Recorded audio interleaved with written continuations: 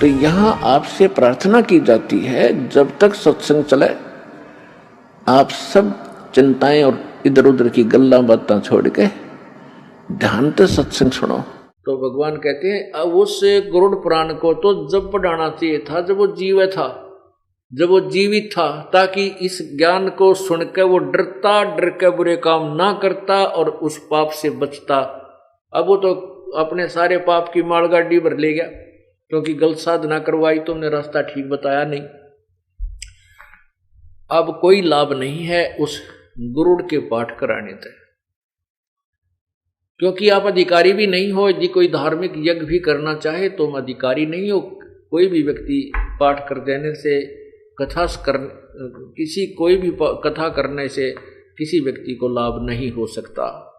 कहते हैं गुरु बिन माला फेरते हैं, गुरु बिन देते दाने हैं, गुरु बिन दोनों निष्फल हैं, से पूछो वेद पुराण। गुरु बिन यज्ञ हवन ना की होम ना की जय है, गुरु की आज्ञा माए रही जय।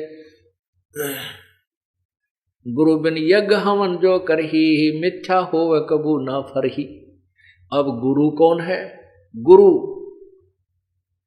का अर्थ है जो तत्व ज्ञान यानी सच, जो ज्ञान प्रदान करता है, आध्यात्मिक ज्ञान प्रदान करता है, जो सच्चा ज्ञान देता है, उसको गुरु कहो चाहे सतगुरु कहो। सतगुरु तो इसलिए कहना पड़ गया कि नकली गुरु हो गए। अगर यदि ये नकली गुरु ना हो तो गुरु ही बहुत है, सतगुरु कहने की आवश्यकता है नहीं, क्योंकि गुरु का अर्थ होता है सही ज्ञान दे वो टीचर।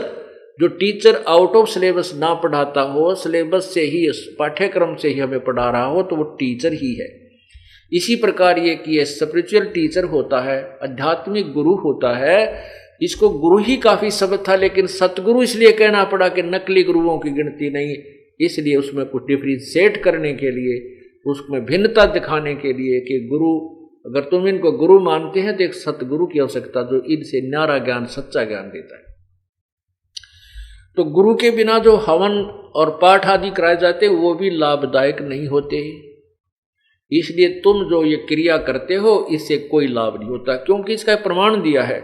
जैसे राजा परीक्षित को 7वें दिन सर्प ने डसना था, उनको ये एक ऋषि ने साप दे दिया था कि 7वें दिन तुझे एक सर्प डसेगा, तेरी मृत्यु होगी। तो उस समय ऋषि लोगों ने इकट्ठा होकर के सलाह बनाई कि राजा बड़ा धार्मिक है और भाई कोई इसे गलती बन गई है, क्योंकि राजा परीक्षित ने एक ऋषि के गले में मरा हुआ सर्प डाल दिया था और उस ऋषि के लड़के ने उसको श्राप दे दिया था, ब्राह्मण ने, कि तुझे 7वें दिन ये सर्प डसेगा। तो ऋषियों ने मिलकर के एक सलाह बनाई कि अभी कुछ ऐसा उपाय किया जाना चाहिए राजा की गति हो जाए। सबने कहा कि श्री बद्ध भागवत सुधा सागर का एक सप्ताह तक इसको पाठ कराया जाए, इसको कथा सुनाई जाए। तो कथा सुनावे कौन? अब देखो पुण्यात्मा, इन बातों को ध्यान में रखना। अब कोई भी व्यक्ति कहता मैं पाठ कर देता हूं, मैं कथा कर देता हूं, मैं ऐसे करता हूं, मैं ऐसे करता हूं, तो उनसे कोई लाभ नहीं होगा। जैसे राजा परीक्षित को कथा सुनाने के लिए कोई भी ऋषि तैयार नहीं हुआ, क्योंकि 7वें दिन परिणाम आना था। 7वें दिन पता लग जाना था कि ऋषि के द्वारा सुनाई गई कथा का इस राजा को क्या फल मिला है। कोई भी तैयार नहीं हुआ। इवन व्यास जी ने भी हाथ खड़े कर दिए कि मैं इस योग्य नहीं हूं कि कथा सुना कर राजा की कुछ मोक्ष करा सकूं, यहां से गति करा सकूं, क्योंकि श्रीमद् भागवत सुधा सागर के लेखक भी श्री व्यास, वेद व्यास जी है। उन्होंने भी बना कर दिया कि मैं कथा नहीं करने के योग्य हूं, मैं इसको कथा सुनाने योग्य नहीं हूं, मेरे से कल्याण नहीं हो सकता। कहते हैं उस समय स्वर्ग से सुखदेव ऋषि को भेजा गया, बुलाया गया। सुखदेव ऋषि विमान में बैठकर स्वर्ग से यहां पहुंचा। अब सुखदेव ऋषि के यहाँ आने और वापस स्वर्ग जाने का जो विमान रेंट यानी जो एयरप्लेन का रेंट है वो भी राजा परीक्षित के पुण्य से ही दिया गया। और फिर सुखदेव जी ने 7 दिन तक वो कथा सुनाई, श्रीमद् भगवत सुधा सागर की 7 दिन पाठ किया। तब जितना लाभ इन ऋषियों से हो सकता था वो भी उस गुरु से हुआ जो अधिकारी था, क्योंकि राजा जनक ने उसे अधिकारी बना दिया था और वो केवल विष्णु तक का ही गुरु था, उसे आगे के गुरु नहीं थे। तो वो भी लाभ उस गुरु से मिला, अन्य से नहीं मिला। पुण्यात्मा ये कहते हैं समझदार को संकेत ही काफी होता है। ये एक बहुत अच्छा उदाहरण है कि यहाँ कोई भी ये पाठ करते फिरते उनसे कोई लाभ होने वाला नहीं है, क्योंकि वो अधिकारी नहीं। तो यहाँ क्या बताते हैं कि वेद बांध ये पुराण बांध, फिर पंडित आगे पीछे गरुड़ पढ़ाई, और फिर क्या कहते हैं कि भाई नर से तू पसवा कीजिए गद्दा बैल बनाई, ये 56 भोग कहाँ मन भोरे की तो कुरडी चढ़ने जाई। पुण्यात्मा ये बहुत ही बिगड़ा हुआ ज्ञान है। अब तत्व ज्ञान से इसको आपने समझना है और इसको अनुसरण करना है। इसके लिए तत्व ज्ञान को समझाने के लिए मेरे को इतना प्रयत्न करना पड़ रहा है कि एक पॉइंट को आपके हृदय में जमाने के लिए, सत्य को सत्य ही सिद्ध करने के लिए इन सदग्रंथों का सहारा लेना पड़ता है जिनको तुम सत्य मानते हो। जैसे पवित्र पुराण, पवित्र गीता जी, पवित्र महाभारत, पवित्र रामायण आदि सदग्रंथ जो अपने जो विशेषकर हिंदू धर्म के माने जाते हैं, वैसे तो ये पूरे विश्व के मानव के लिए है, क्योंकि इनका जब रचना हुई इन सदग्रंथों की उस समय कोई भी धर्म मजहब अलग से नहीं था। फिर भी वर्तमान में ये हिंदुओं के नाम ही मंड दिए गए हैं। तो हम पवित्र हिंदू समाज को समझाने के लिए इन्हीं सदग्रंथों का सहयोग लेते हैं, और जिस कारण से आप इस तत्व ज्ञान को समझ रहे हो, सत्य मान रहे हो। तो इसमें क्या बताया है कि मृत्यु के उपरांत वो पाठ भी करा दिया गरुड़ का। अब फिर गरुड़ पाठ कम कराते हैं, कुछ पंडित को बुला करके हवन पवन करा कर 13वीं कर लेते हैं। यानी वो घटा घटू कर थोड़ी सी ये इतनी बना दी, ब्राह्मण आवेगा, हवन करेगा, मंत्र बोलेगा, रोटी बनाओगा और खाओगा, फिर पाछा हम खाएंगे, जो भी है। ब्राह्मण मीन गुरु जी। ब्राह्मण कोई जाति अलग नहीं है। ब्राह्मण सोए जो ब्रह्म पहचाने, पंडित सोए जो पिंड की जाने। फिर भी हम उनको गुरु मानते थे, वास्तव में गुरु नहीं थे, क्योंकि उनको सदग्रंथों का भी ज्ञान नहीं था। अब फिर क्या बताते हैं कि नर से तू पसवा कीजिए, फिर गद्दा बैल बनाई, ये 56 भोग का मन भोरे की तो कुरडी चढ़ने जाए।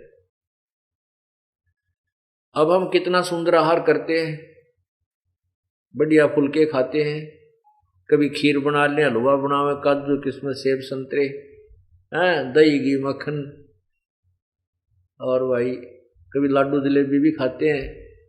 कहने का भाव यह है कि इस मनुष्य शरीर में प्रभु ने हमें कितना सुंदर आहार दिया है, और एक सत्य भक्ति ना करने से, भक्ति भी करें और वो भी शास्त्र विधि को त्याग कर मनमानी पूजा करने से कोई लाभ नहीं होता, वो भी आपका जीवन व्यर्थ होता है। और फिर भक्ति नहीं करते, उससे फिर हमें क्या मिलता है, जैसे कि फिर बैल बन गया, गद्दा बन गया। उसमें कहते हैं ये 56 भोग नहीं मन बोरे की तो कुरडी चरने जाई, ये सुंदर आहार नहीं प्राप्त कर सकेगा। अब तो जरा सी भूख लगती है, कहीं रास्ते में होटल आ गया, वहां खा लिए, चाय की इच्छा हुई, जब रोक के गाड़ी उतर गाड़ी में तो चाय बनवाई, पी के चल पड़े, प्यास लगी पानी पी लिया। फिर ये सुविधा नहीं रहेंगी। क्यों नहीं रहेंगी? एक जरा से काम के बिना सारा काम बिगड़ गया। हम सब कार्य करते करते परमात्मा का नाम जाप करना है। नाम उठत नाम बैठत नाम सोवत जागवे, नाम खाते नाम पीते नाम से ती लागवे। परमात्मा की भक्ति के लिए हमें विशेष समय अलग से निकालने की आवश्यकता नहीं बनती। हाँ, ज्ञान सुनने के लिए अवश्य थोड़ा सा समय निकालना पड़ेगा। उसके बाद आप जो सिमरण करते हो, काम करते करते बस में जा रहे सफर करते हो, सिमरण कीजिए, मत गप्पे मारिए साथी जो दूसरा बैठा है उसके साथ। तो नाम उठत नाम बैठत नाम सोत जागवे, सुता उठे रात्रि ना खुल जाती है, नींद से जाग जाता है तो उठते ही सिमरण करने लग जा। सांस का जुन सा भी सूत बैठ जा, उससे याद आ जा, उससे का मट जा, चाहे ब्रह्म गायत्री मंत्र हो, चाहे अपना यो सतनाम है, जो भी उसी का रट शुरू कर दे हैं। फिर वो अपना चलते फिरते जब भी ध्यान आवा उसको याद रखे प्रभु की, जैसे भक्ति करनी होती है। ये हठ योग आसन लगा करके ये सब मना किया गीता जी में। गीता जी में यहां तक लिखा है 4थे अध्याय में कि अर्जुन,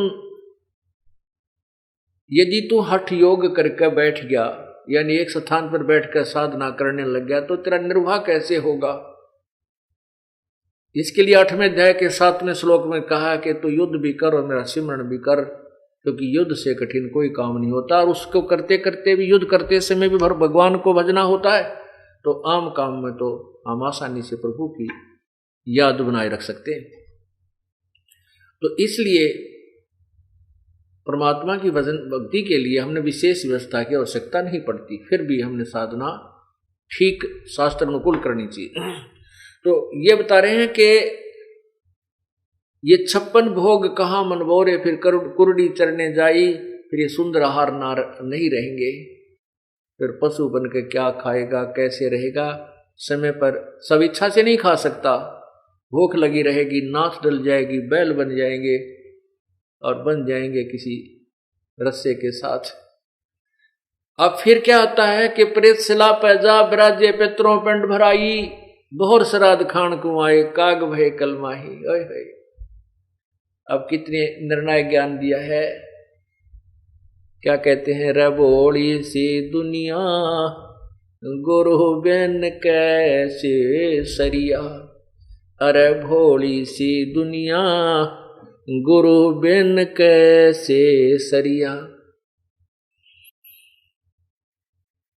क्या बताते हैं, अपने लला के बाल उतरवावे, देखो कैंची ना लग जइया, एक बकरी का बच्चा लेके उसका गला कटैया, रे भोड़ी सी दुनिया गुरु बिन कैसे सरिया, रे भोड़ी सी दुनिया गुरु बिन कैसे सरिया।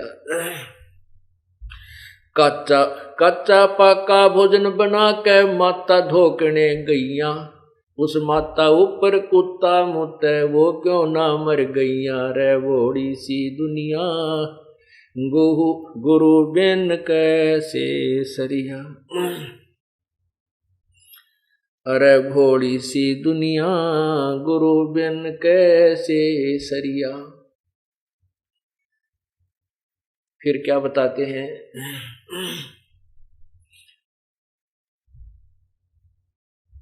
अब जीवित बाप के लट्ठम लट्ठा मुए गंग पुचैया, जब आवे आसुज का महीना फिर कौआ बाप बनैया, रे भोड़ी सी दुनिया गुरु बिन कैसे सरिया, रे भोड़ी सी दुनिया सतगुरु बिन कैसे सरिया।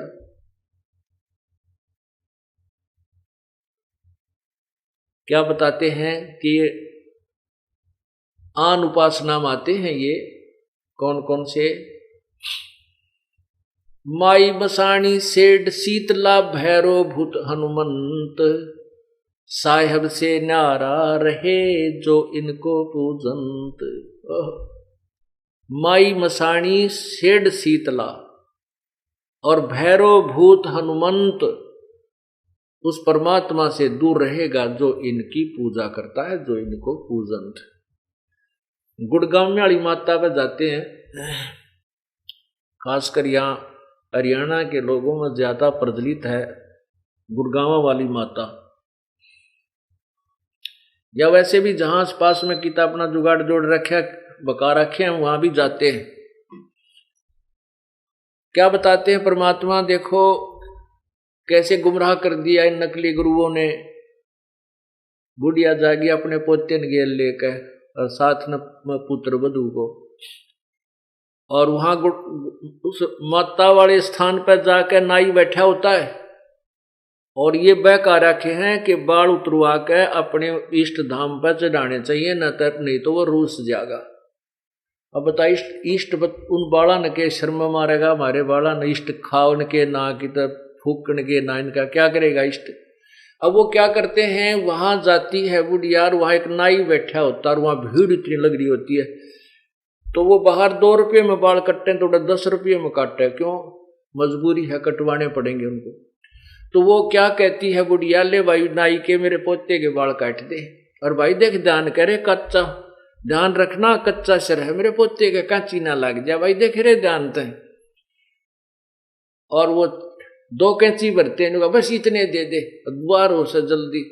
और उन बालों को क्या करते हैं, अंदर मंदिर में चढ़ाते हैं जाके। वह पुजारी क्या करता है, उन बालों ने ठाके कट्टे में डालने जा और शाम ने कुर्डियां पे फेंक दिया। वो बता के बैंक में जमा करा होगा उन बालों को, उसने भी तो बारे पटकने ठाके हुए। तो ये हम बहका रखे थे। अब क्या बताते हैं परमात्मा कि तुम अपना ने यही कट कूट का आप गिर दिया और कितने ठाक है, इस चक्कर में मत पड़ो। ये गलत साधनाएं हमारे शर्मंड रखी है नकली गुरुओं ने, नीम हकीमों ने। तो परमात्मा क्या कहते हैं कि कुछ बुद्धि से काम लो। अपने बेटे का तो इतना डर मानती है कि कदे के चीना लाग जा और तेरे बेटे को दर्द हो, पीड़ा हो जा पोते को, और एक बकरी का बच्चा लेकर उसका गला कटैया रे बोड़ी सी दुनिया, गुरु बिन कैसे श्रिया।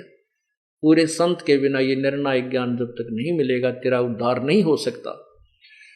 अब अपने बच्चे की तो इतनी ममता, इतना प्यारा लागे कैंची लागन का भी डर, और एक बालक एक अमूक जो बोल भी नहीं सकता उसका प्राणी का बच्चा लेकर और माता का पेंट चढ़ा दिया है। वो माता कभी बकरे नहीं खाती। वो देव कोई नहीं है जो मांस आहार करता, वो तो राक्षस होते हैं जो मांस आहार करते हैं। वो हमारे इष्ट देव कोई भी देवता मांस आहार नहीं करते। ये हमारे को बहका रखा है उन ज्वाड़ के स्वादुओं ने, जो मर के भूत बन गए।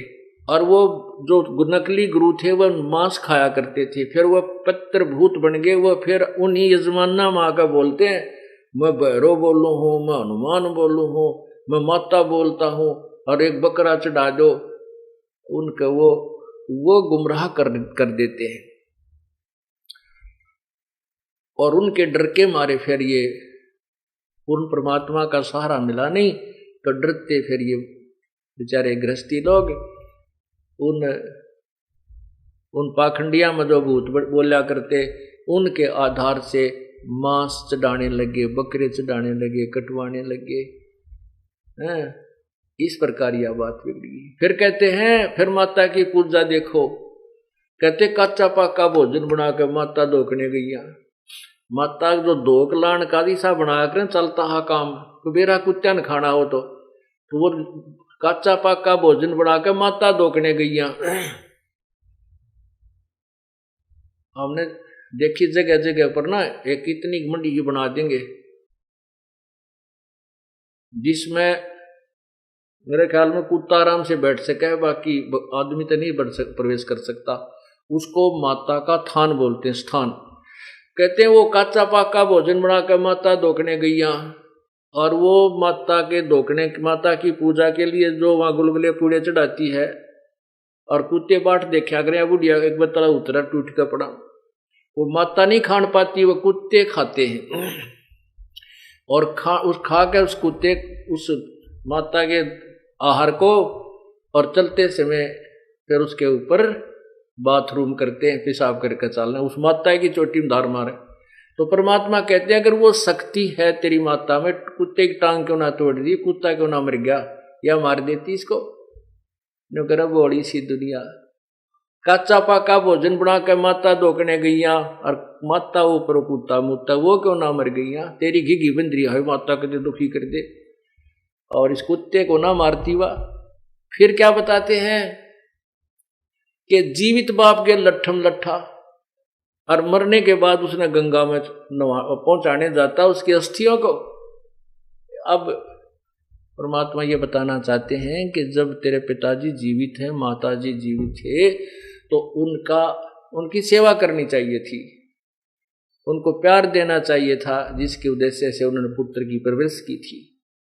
अब जीव है जब तो पिता गेला लट्ठम लट्ठा झगड़ा ठानता रहता है और मरने के बाद उन आडा न ठाक गंगा में गिरने जाता है और उस गंगा में गिरने से क्यों डाल कराते हैं कि तेरे पिता की गति हो जाएगी, मोक्ष हो जाएगा। अब ध्यान से सुनना, ये मोक्ष कहां से होने लगा था, कहां मोक्ष जाकर छोड़ते हैं ये लोग हमारा, कित मोक्ष करावें। अब एक भक्त नाम ले रहा था, नाम ले रखा था उसने और उसको मना किया हुआ था भी ना, तो ये फूल फाल ठाने हैं जो कहते हैं ना अस्थियां उठाकर गंगा में गिर करनी नहीं। अगर उस स्थान को खाली करना आवश्यक है तो उसने उन अस्थियों को राख को उठाकर नियर बाई को रिवर नहर चलती है, दरिया है, चलते पानी में वहां पर डाल दियो। कोई किसी की सहयोग की आवश्यकता नहीं, किसी गुरु पीर की। और मान लीजिए आसपास नहर भी उपलब्ध नहीं है तो उनको खड्डा खोद कर अपने कितने भी खेत में, आंगन में, घर में उड़े डाल दिए। जो सोचो भाई कितना नादर ना हो हमारे पिता की अस्थियों का, अच्छी बात है। अगर आपके अंदर ये श्रद्धा है तो उन्हें उड़े गाड़ दे कि टमाटी में ढूंगा 5-7 फुट 5-4 फुट खोद के उस इतनी राख बना कर उसने वहां डाल दो या किसी नहर में डालिए। वहां उन ठगों के पास मत जाइए जो आपको गुमराह करते हैं। तेरे पिता की गति गंगा में आने से होगी, यहाँ पर इसकी अस्थियां पहुंचाने में होगी। ये गलत है, ऐसा कुछ नहीं है। वो एक भक्त जैसे हमारा नाम लेते हैं तो हम उनको ये मर्यादा भी बताते हैं कि ये नियम पालन करना है। तो वो भक्त कहता जी मैं वैसे समाज के लिहाज से डर से, समाज के जो है ना दबाव में आकर के मेरा चाचा मर गया, मतलब अलग तो हो रहे थे हमें, लेकिन उसके साथ मैंने जाना पड़ गया।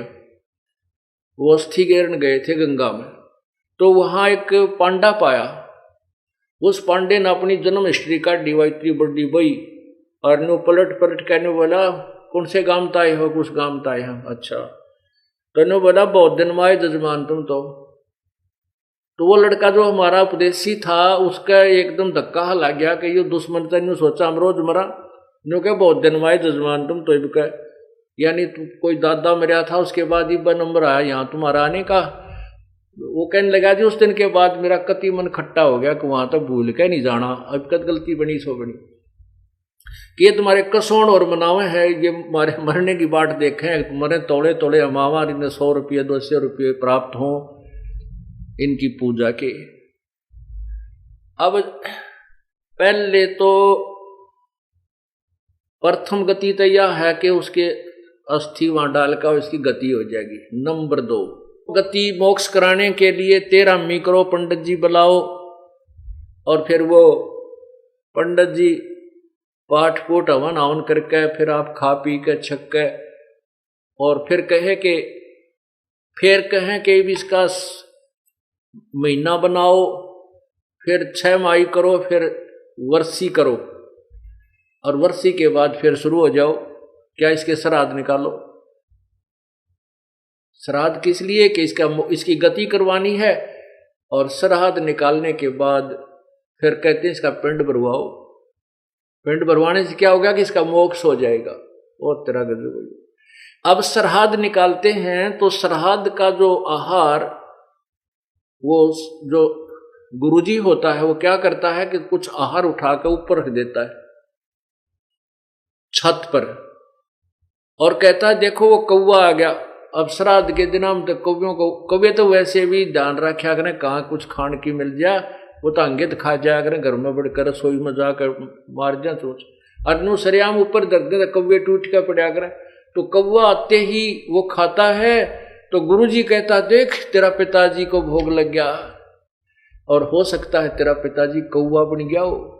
देखा ना, भोग लग गया, हो सकता है तेरा पिताजी कौवा बन गया हो। तो श्राद्धों में कौवा यदि आहार कर जावे, भोग लगा दे, तो पिताजी पितर तृप्त हो गया। अब परमात्मा कहते हैं, अरे तो बड़काले खेल खेल रहे हो तुम, तुम्हारे को कति मूर्ख बना रखा है, हमारे अंदर बुद्धि नहीं छोड़ी, कोई अपनी सोचने की शक्ति भी खत्म कर दी, हम इतने डरा दिए इन लोगों ने, और फिर भी कोई लाभ नहीं होता। कहते हैं, जीवन जीवित बाप के लट्ठम लट्ठा मुए गंग पुचैया, जब आया आसुज का महीना, वो कौआ बाप बनाया रे वोड़ी सी दुनिया, गुरु बिन कैसे है सरिया। यानी सतगुरु बिना ये बात बने नहीं। अपनात्मा, ये तो मैंने आपको बताया सबसंवेद तत्व ज्ञान, इसी का समर्थन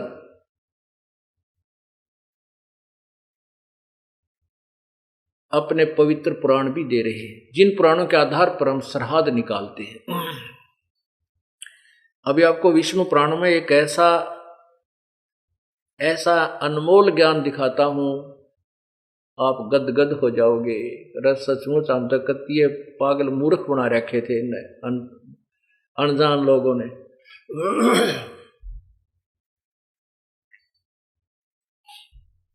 अब जैसे क्या बताते हैं, जय सतगुरु की संगत करते सकल कर्म कट जाई, अमरपुरी पर आसन होते जहां धूप ना छाई। जय सतगुरु की यानी तत्वदर्शी संत, अर्थात पूर्ण संत की जब संगत करते, उसके ज्ञान का अनुसरण करते, ये सारे झंझट मिट जाते। ना श्राद्ध निकालने थे, ना ये कोई और फंड करने थे, केवल और फिर उसके द्वारा दी गई भक्ति से अमरपुरी पर आसन होते, सतलोक में स्थान मिल जाता।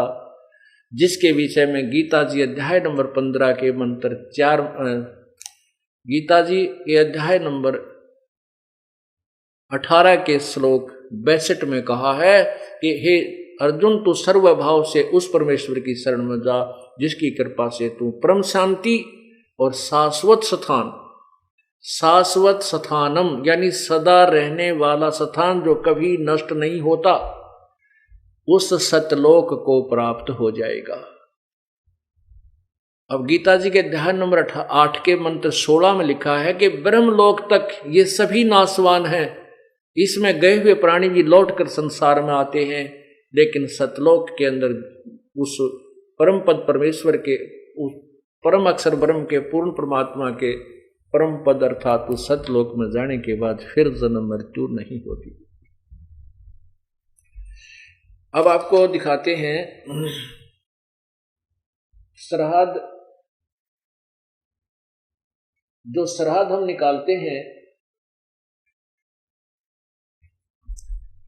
उसके विषय में क्या बता रखा पुराणों के अंदर। इन भ्रमित लोगों ने, जिनको तत्व ज्ञान नहीं था, उन ऋषि और महर्षियों ने भी हमें गुमराह किया हुआ है। और तत्वदर्शी गीता जी में इसीलिए लिखा है कि जब उस तत्वदर्शी संत की खोज कर, वो तत्वदर्शी संत वो तत्व ज्ञान बताएगा जो भगवान के मुख से उच्चारित वो वास्तविक ज्ञान है, उस मूल ज्ञान को, और उसको सुन, उसके पश्चात जैसा वो कहता वैसे कीजिए। अब आपको विष्णु पुराण, श्री विष्णु पुराण में दिखाता हूं। अब इसमें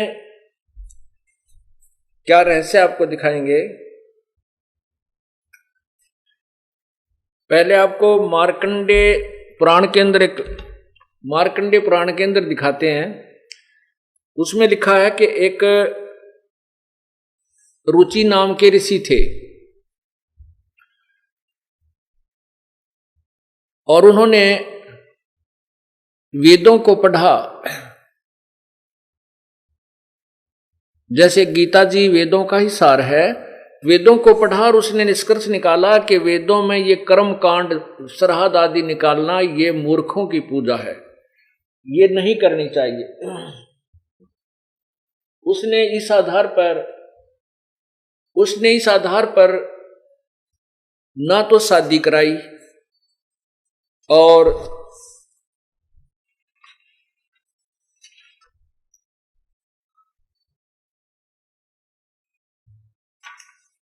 अपने वेदों के अनुसार साधना कर रहा था, जैसा भी वेदों का निष्कर्ष उसने निकाला था, जैसे अन्य ऋषि महर्षियों निकाल रखा है। तो कहते हैं उसके कुछ दिनों के बाद उसके 3 पितर, पिताजी, दादाजी, परदादाजी, वो तीनों भूत बने हुए थे, पितर बने हुए थे, वो दिखाई दिए। उस समय उसकी आयु 40 वर्ष की हो चुकी थी।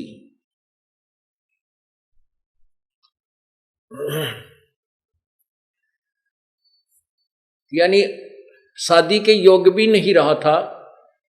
उस समय वो पितर दिखाई दिए और कहने लगे, बेटा रुचि, तूने शादी क्यों नहीं कराई और शादी करा के तूने हमारे श्राद्ध क्यों नहीं किए बेटा, हम बहुत दुखी हो गए हैं। अब रुचि कहता है कि हे पितरमहो, हे पितामहो, वेदों में इस कर्म कांड को, श्राद्ध आदि निकालने को मूर्खों की पूजा कहा है, फिर आप मुझे क्यों इस मार्ग पर लगा रहे हो?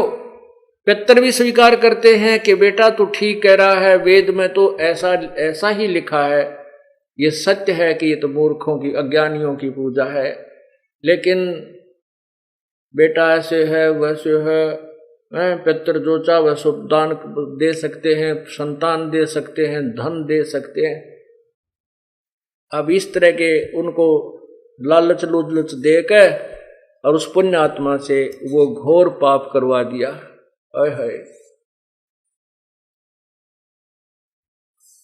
क्या करवा दिया कि उसको कहा कि तू तप कर, और तप करने से तुझे फिर एक पत्नी मिलेगी, फिर तू शादी कराना, फिर हमारे श्राद्ध निकालना। उस भोली आत्मा ने अपने उन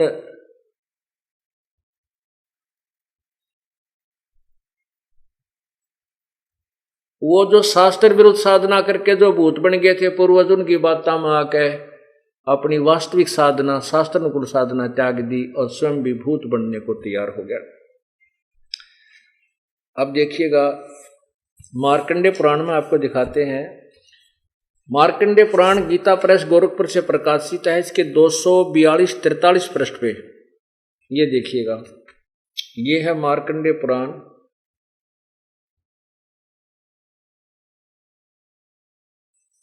और गीता प्रेस गोरखपुर से प्रकाशित है। इसके ये पृष्ठ नंबर 242 पर देखें, 242।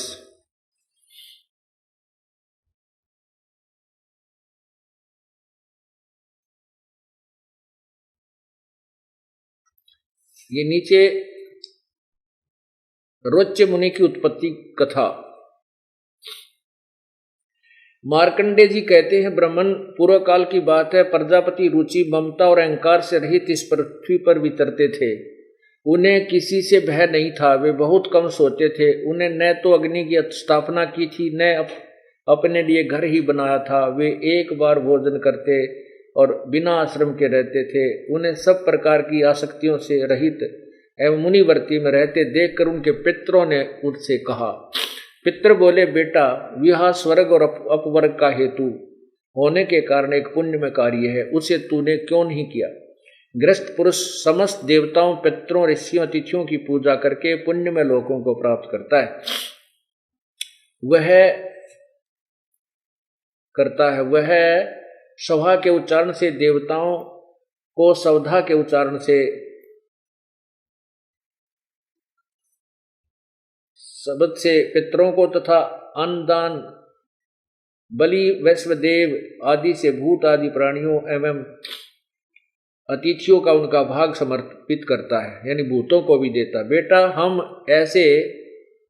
ऐसा मानते हैं, ये अपनी तरफ से स्टेटमेंट है पितरों की, ना कि किसी वेद आधार नहीं है, कि गृहस्थ आश्रम को स्वीकार न करने से तुम जीवन में क्लेश पर क्लेश उठाना पड़ेगा और मृत्यु के बाद तुम्हारा दूसरे जन्म में क्लेश ही भोगने पड़ेंगे। रुचि ने कहा, पितृगण, परिग्रह मात्र ही अत्यंत दुख एवं पाप का कारण होता है तथा उससे मनुष्य की अधोगति होती है। यही सोचकर मैंने पहले स्त्री संग्रह नहीं किया। मन और इंद्रियों को नियंत्रण में रखकर जो यह आत्म संयम किया जाता है वही परिग्रह करने पर मोक्ष का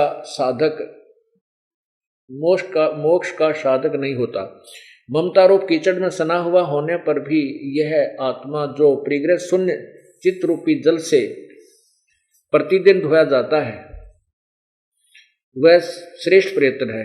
जितेंद्रिय विद्वानों को चाहिए कि उनके अनेक जन्मों द्वारा संचित कर्म रूपी पंख में सने हुए आत्मा को सदा असना रूपी जल से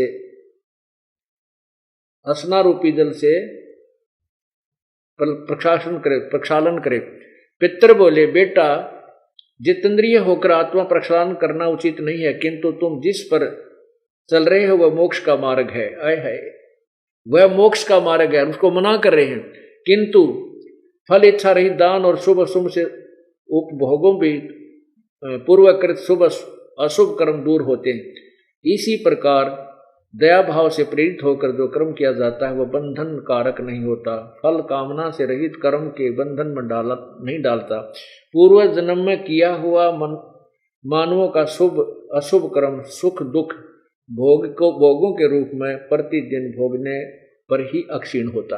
अब ये स्पष्ट कर रहे हैं कि जो दुख सुख कर्म में लिखा है प्रारब्ध में वो तो भोगना ही पड़ता है। आगे क्या बताता है, अब यहां क्या बताते हैं। रुचि ने पूछा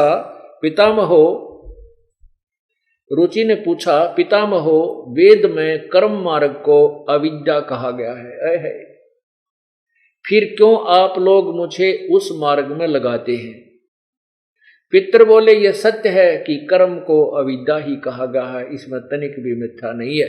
फिर कसर के रहेगी भाई। ये देखो, ये स्वयं तो 4 भूत बने हुए हैं। पहले के ये 4 दिखाई दिए उसने, 4 पिताजी, दादाजी, परदादा, फिर दादा का भी पिता, परदादा का पिता, तो ये 4 दिखाई दिए। ये स्वयं कहते हैं कि हाँ इसमें सत्य है। ये स्वयं पितर बोले यह सत्य है कि कर्म को अविद्या ही कहा गया, इसमें तनिक भी मिथ्या नहीं है। फिर अग्रम मग्रम की रहेगी। अब फिर वो अग्रम मग्रम जो की है वो पितरों की है, ना कि किसी वेद सदग्रंथ की नहीं है। और वेद जो है ये परमात्मा का आदेश है, और ये जो श्राद्ध व्राद्ध के जो तुक्केबाजी ये अन्य पित्रादि का आदेश है, तो उसको हमने नहीं मानना है। जैसे आपके उदाहरण देते हैं कि एक व्यक्ति का मित्र था थानेदार, दरोगा, और उस दरोगा जी ने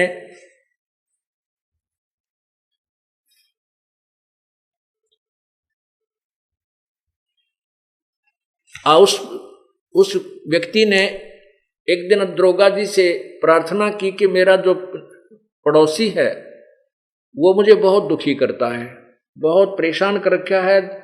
मैंने पंचायत आदि से भी फैसला करवाने की चेष्टा की पर वो बाज नहीं आता, मैं क्या करूं।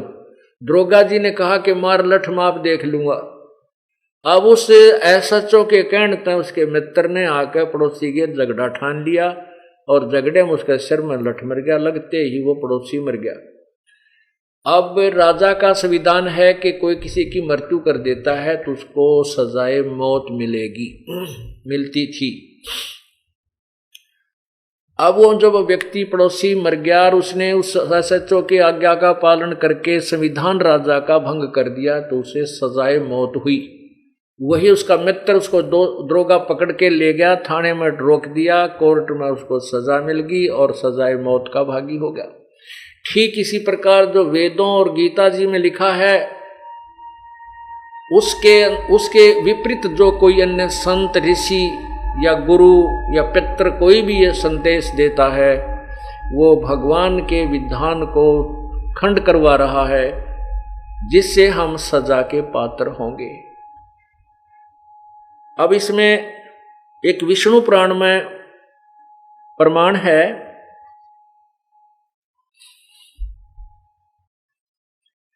कि इन पितरों ने ही सनकादिक आदि जो ऋषि ब्रह्मा जी के पुत्र हुए हैं, इन्होंने एक राजा को बताया और वो श्राद्ध की विधि बता रहे हैं ये ऋषि लोग, और कह रहे हैं कि जो मैं तुम्हें बता रहा हूं ये पितर ही मुझे बता गए थे, यानी पितरों ने ही मुझे बताया है श्राद्ध आदि निकालना, यानी कोई किसी भगवान की तरफ आदेश से आदेश नहीं है।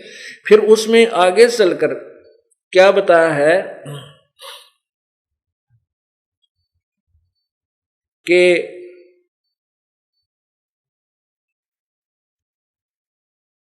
जैसे पितरों के लिए श्राद्ध निकालना है तो जैसे 2, 4, 6, 8 यानी ऑड नंबर ब्राह्मण जमाने चाहिए, उनको भोजन कराइए। और भूतों के लिए करना है, देवों के लिए करना है तो 1, 2, 1, 3 जैसे 5, 7, 9 इवन नंबर,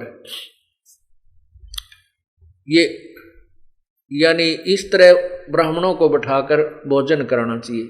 फिर विष्णु पुराण में लास्ट में ये लिखा है, श्राद्धों का सारा विवरण देकर ये लिखा है कि यदि एक योगी, योगी का अर्थ है जो सत्य साधक, जैसे गीता जी में लिखा कि अर्जुन जब तू नाना प्रकार के भ्रमित करने वाले वचनों से भ्रमित ना होकर के एक तत्व ज्ञान पर स्थिर हो जाएगा तब तू भगत बनेगा, योगी बनेगा। उसके लिए लिखा कि उस तत्व ज्ञान को सुनने के लिए तत्वदर्शी संतों की शरण जा, उनको तत्व दंडवत प्रणाम कर, वो जैसे बताएं फिर तू साधना कर, फिर तेरा कल्याण होगा। उसके लिए बताया है कि एक संत, एक सत साधक, सच्ची साधना करने वाले को भोजन कराने से कितना लाभ होता है कि 1000 ब्राह्मणों को जो वो श्राद्ध के लिए उद्धार करने आते उनका भी कल्याण कर दे और यजमान का भी कल्याण कर दे और मोक्ष भी प्राप्त करवा दे। ओए होए, ये विष्णु पुराण में लिखा है कि एक तत्वदर्शी संत को आहार कराने से अर्थात उसका उससे भोजन कराने से आप 1000 ब्राह्मण बैठा दे उसके सामने, उनका भी उद्धार करे जो तुम्हारे पितरों का उद्धार करने आते हैं, और वो तेरे पितरों का भी उद्धार करे, उन ब्राह्मणों को भी पार करे और यजमान को भी सुधार दे, क्योंकि फिर तत्व ज्ञान बताएगा। सब बकवास छुटा के तत्व ज्ञान के आधार से साधना बताएगा। तो हम वही पूजा करनी चाहिए जिससे सब लाभ हो। अब ये विष्णु पुराण में लिखा है, अब मुझे वो मिल नहीं रहा। इस प्रकार हम वो साधना करनी चाहिए जिससे हमें लाभ हो, मोक्ष भी हो। हाँ, ये मिल गया। ये देखिएगा, ये श्री विष्णु पुराण में दिखाता हूं आपको कितना अनमोल ज्ञान है, बहुत ही रहस्यमय ज्ञान है ये देखिएगा श्री विष्णु पुराण। ये श्री विष्णु पुराण और ये गीता प्रेस गोरखपुर से प्रकाशित है।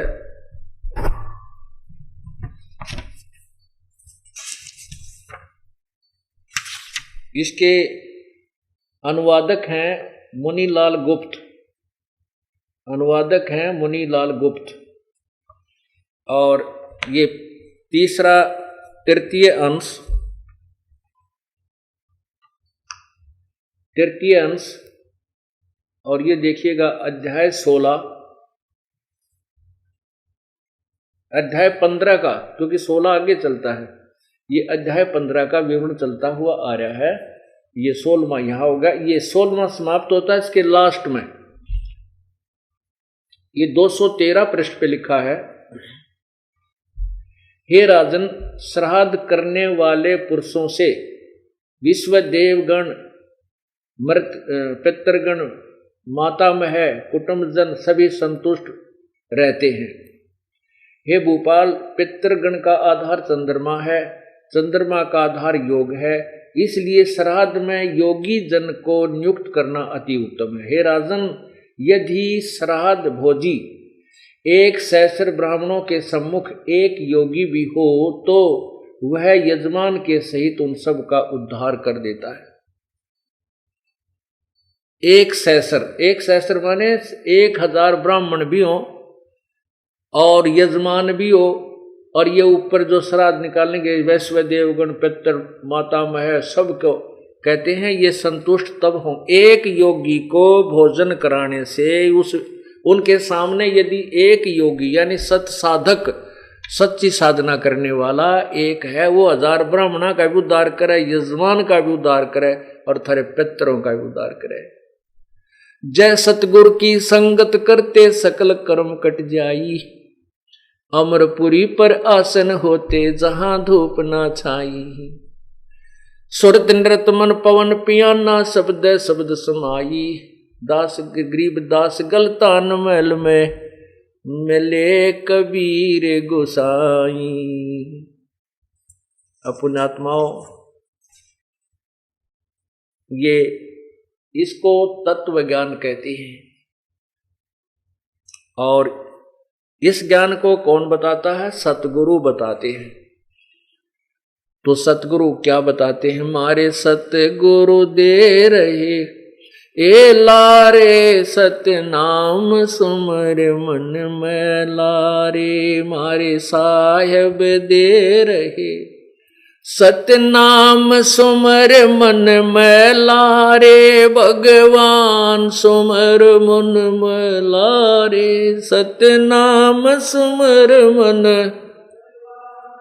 भगवान सुमर मन में लारे, मारे साहेब दे रहे सत्य नाम सुमर मन में।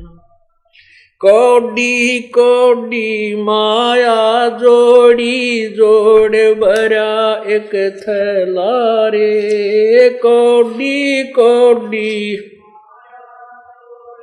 जोड़ भरा एक थैला रे, खाली आया खाली जागा संग चलना दे लारे, खाली आया जागा संग चलना दे लारे, मारे सत्य गुरु दे रहे सत्य नाम सुमर मन में लारे, सत्य नाम सुमर मन भगवान सुमर मन में लारे, मारे साहेब दे रहे हम सुमर मन में ला। मात पिता तेरा कुटुंब कभी लायो कोई दिन का मेला रे, मात पिता तेरा कुटुंब कभी लायो कोई दिन का मेला रे, यही मिलाया यही रे बिछोड़े जा जागा सन से अकेला रे, यही मिलाया जागा हंस अकेला रे, मारे सत्य गुरु दे रहे नाम सुमर मन में लारे, सत्य नाम सुमर मन भगवान सुमर मन में लारे, सत्य नाम सुमर मन भगवान सुमर मन में लारे, मारे साहेब दे रहे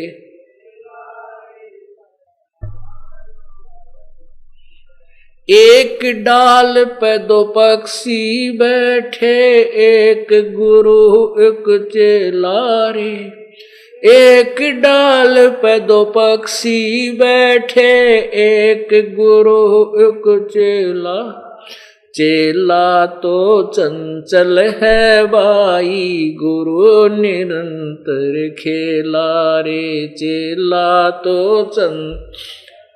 भाई गुरु निरंतर खेला रे, मारे सत्य गुरु दे रहे सत्य नाम सुमर मन में लारे, भगवान सुमर मन में लारे, सत्य नाम सुमर मन भगवान सुमर मन में लारे, मारे सत्य गुरु दे रहे नाम सुमर मन में। इस पद का तुम भेद सुनो भाई कौन गुरु कौन चेला रे, इस पद का तुम भेद सुनो, भाई कौन गुरु कौन चेला रे। रामानंद का कहे कबीरा, शब्द गुरु चित चेला रे। रामानंद का गुरु चित चेला रे, मारे सत्य गुरु दे रहे, हे लारे सत्य नाम सुमर मन में लारे, मारे सायब दे रहे। इस पद का तुम भेद सुनो, भाई कौन गुरु कौन चेला रे। एक तुम भेद सुनो, भाई कौन गुरु कौन चेला रे। रामानंद का कहे कबीरा, शब्द गुरु चित चेला रे। रामानंद का शब्द गुरु चित चेला रे, मारे सत्य गुरु दे रहे, सत्य नाम सुमर मन में लारे, मारे साहेब दे रहे।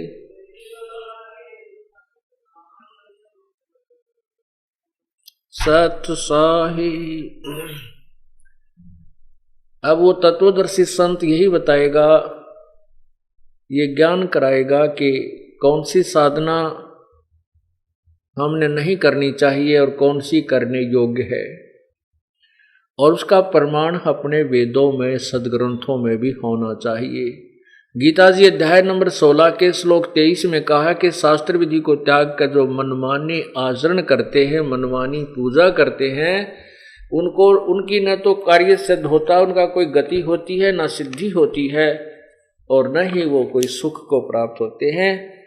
इससे अर्जुन तेरे लिए कर्तव्य और अकर्तव्य कर्म के लिए शास्त्र ही प्रमाण है, उन्हीं को आधार मानिए। अर्थात जो दंत कथा के आधार पर जो बता रहे हैं उनको नहीं मानना, सदग्रंथों को आधार मानना। सदग्रंथों में आते हैं पवित्र गीता जी, पवित्र वेद, और फिर जो पुराण जो हैं ये किसी अन्य ऋषि भगवान के बोले हुए नहीं है। ऋषि, महर्षि या ब्रह्मा विष्णु महेश तक का ही के बोले ही उच्चारित ज्ञान है, और यदि वो वेदों से मेल नहीं खाता है तो उसको नहीं मानना चाहिए। तो गीता जी में तो यहां तक लिखा है कि जो अन्य देवताओं की पूजा करते एक पूर्ण परमात्मा को छोड़कर, वो मूर्ख लोग शास्त्र विरुद्ध साधना करते हैं, जिस कारण से वो अपना जीवन व्यर्थ कर रहे हैं।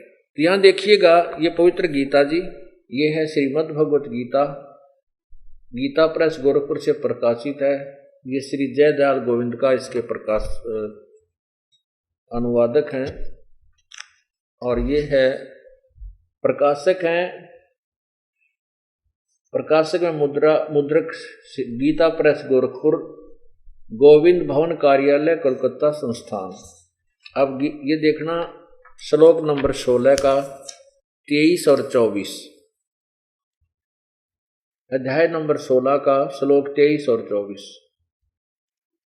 23 में लिखा है कि जो शास्त्र विधि को त्याग कर अपनी इच्छा से मनमाना आचरण अर्थात पूजा करते हैं, वह न सिद्धि को प्राप्त होता है, न परमगति को, और न सुख को ही, अर्थात व्यर्थ है। और फिर 24 में कहा है कि इससे तेरे लिए कर्तव्य और अकर्तव्य की व्यवस्था में शास्त्र ही प्रमाण है, ऐसा जानकर तू शास्त्र विधि से नियत कर्म करने योग्य है। अर्थात शास्त्रों में लिखे अनुसार ही साधना कीजिए। आपको श्राद्धों के विषय में निर्णय हुआ कि रुचि ऋषि के 4 पूर्वज शास्त्र विरुद्ध साधना करके यही पितृ पूजा ध्यान उपासना करके स्वयं भूत बन बैठे और अपनी प्यारी आत्मा अपने बच्चे को भी गुमराह कर दिया, उनको भी नरक में डाल दिया, जबकि स्वयं स्वीकार कर रहे हैं कि वेदों में ऐसा ही लिखा, ये सत्य है कि कर्मकांड को अविद्या यानी मूर्खों का ज्ञान ही बताया है, ये साधना नहीं करनी चाहिए। और पवित्र विष्णु पुराण में लिखा है कि एक योगी यदि मिल जाए वो 1000 ब्राह्मणों के सामने बैठा दिया जाए, उन ब्राह्मणों का भी बेड़ा पार कर, यजमान का भी, पितृ पुत्रों का, सबका कल्याण करवा दे। तो पुण्यात्माओं, आपको वो साधना मिली हुई है जो आपके पितरों का भी कल्याण हो जाएगा, आपका भी कल्याण होगा और पूरे विश्व का कल्याण इसी साधना से होगा जो दास के पास है। विश्व में किसी के पास ये साधना वर्तमान में नहीं है। आगे इस ज्ञान को समझकर नकली गुरु वैश्य बन जाओ, वो भी दुश्मन होंगे इस मानव जाति के, क्योंकि उनके पास उपदेश देने का अधिकार नहीं होगा। सत साहिब भाई जो गुरु वचन पे डट गे रकट गे फंद 84 के, कट गे फंद 84 के, रकट गे फंद 84 के। भाई जो गुरु वचन पे डट गे रकट गे फंद 84 के। वस्तु मिली ठोर की ठोर, मिट गई मन पापी की दौड़।